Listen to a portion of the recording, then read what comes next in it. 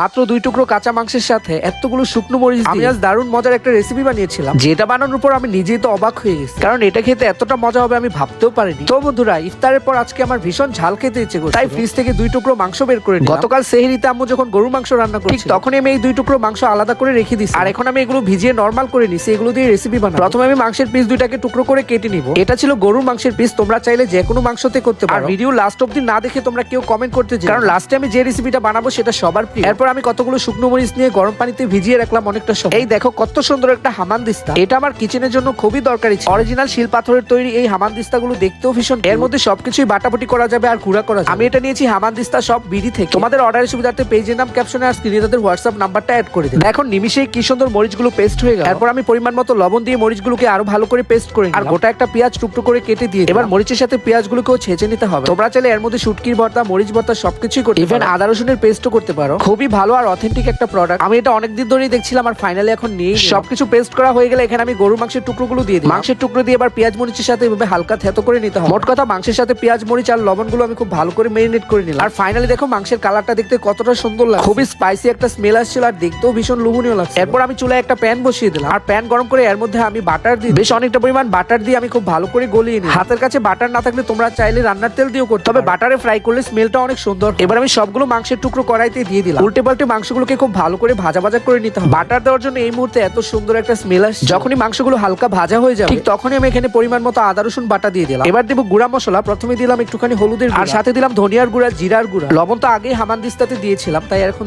সবকিছু দিয়ে নেড়ে চেড়ে মাংসগুলো খুব ভালো করে কষাতে হবে। কিছুক্ষণ পর মাংস থেকে অনেকটাই পানি উঠে আসে, আর এই পানিটুকু দিয়ে মাংসগুলোকে খুব ভালো করে কষাতে হবে। এভাবে ঢাকা দিয়ে ঢেকে ঢেকে আমি অনেকটা সময় নিয়ে মাংসগুলোকে খুব ভালো করে কষি। যেহেতু গরুর মাংস তাই রান্না হতে একটু বেশি টাইম। এরপর মাংসগুলো আরো ভালো সেদ্ধ হওয়ার জন্য আমি এখানে 2 কাপ পরিমাণ গরম পানি দিয়ে দিলাম। এবার ঢাকনা দিয়ে ঢেকে মাংসগুলোকে আরো অনেকটা সময় রান্না করব, যতক্ষণ পর্যন্ত ঝোলটা ঘন হয়ে না। একটু পর ঢাকনা সরিয়ে আমি এখানে গোটা গরম মশলাও দিয়ে দিয়েছিলাম। আর রান্নার শেষের দিকে মাংস থেকে এত সুন্দর একটা ঘ্রাণ আসছে। নরমাল ফ্রিজে আগের দিনে রান্না করা পোলাও, আমি এই ঝরঝরে সাদা প্লেন পোলাও গুলো বের করে নিলাম। আর ঝোল শুকিয়ে মাংস যখন এরকম হয়ে যাবে ঠিক সেই মুহূর্তে ফ্রিজের পোলাও গুলো আমি এখানে ঢেলে দিই। তো দেখো সবগুলো পোলাও আমি এখানে দিয়ে দিয়েছি। এবার উল্টে পাল্টে খুবই ভালো করে রান্না করতে হবে। আমি মাংস আর ঝোলের সাথে পোলাও গুলোকে খুব ভালো করে মিক্স করে কিছুক্ষণ পর ফ্লেভারের জন্য কয়েকটা কাঁচামরিচ দিয়ে দিলাম। মিডিয়াম হিটে অনেকটা সময় দমে বসিয়ে আমি এটাকে রান্না করি। ফাইনালি দেখো পোলাও দিয়ে আমি কত সুন্দর একটা ভুনা খিচুড়ি রান্না করে ফেলি। দেখো ভুনা খিচুড়ির কালারটাও কত সুন্দর হয়েছে। ডাল ছাড়াই আমি ঝরঝরে একটা ভুনা খিচুড়ি রান্না করছি, আবার এত মজার গরু মাংস দিয়ে। এটা আমি বাটা মরিচে রান্না করছি, তার জন্যই কালারটা এত সুন্দর হয়েছে। ফাইনালি আমার রান্না বান্না একদমই শেষ। এবার এই গরম গরম ভুনা খিচুড়ি গুলো আমার প্লেটের মধ্যে নিয়ে সারাদিন রোজা রেখে হালকা ইফতার করার এরকম ঝালঝাল একটা ভুনা খিচুড়ি হলো তো খুব একটা মন্দ হয়। আর আমি এটা খুবই ইজিলি রান্না করে ফেলছি। দেখতেও মাশাআল্লাহ ভীষণ লোভনীয় লাগছে। সালাদ হিসেবে 2 টুকরো পেঁয়াজ আর সাথে লেবু নিয়ে নিলাম। ব্যাস প্রথমে লেবুর রস নিয়ে খিচুড়ি খাওয়া শুরু করে দিলাম। মাংসটাও খুব সুন্দর কুক হয়েছে, একদম ধরার সাথে সাথে খুলে আসছিল। আর বিশ্বাস করো সব মিলিয়ে রান্নাটাও খুবই মজা হয়েছে। ফার্স্ট এক লোকমা মুখে দিয়ে তো আমি নিজেই অবাক হয়ে গেছি। নরমালি আমরা যে রেগুলার ভুনা খিচুড়ি গুলো খাই তার থেকে অনেক বেশি টেস্টি এটা।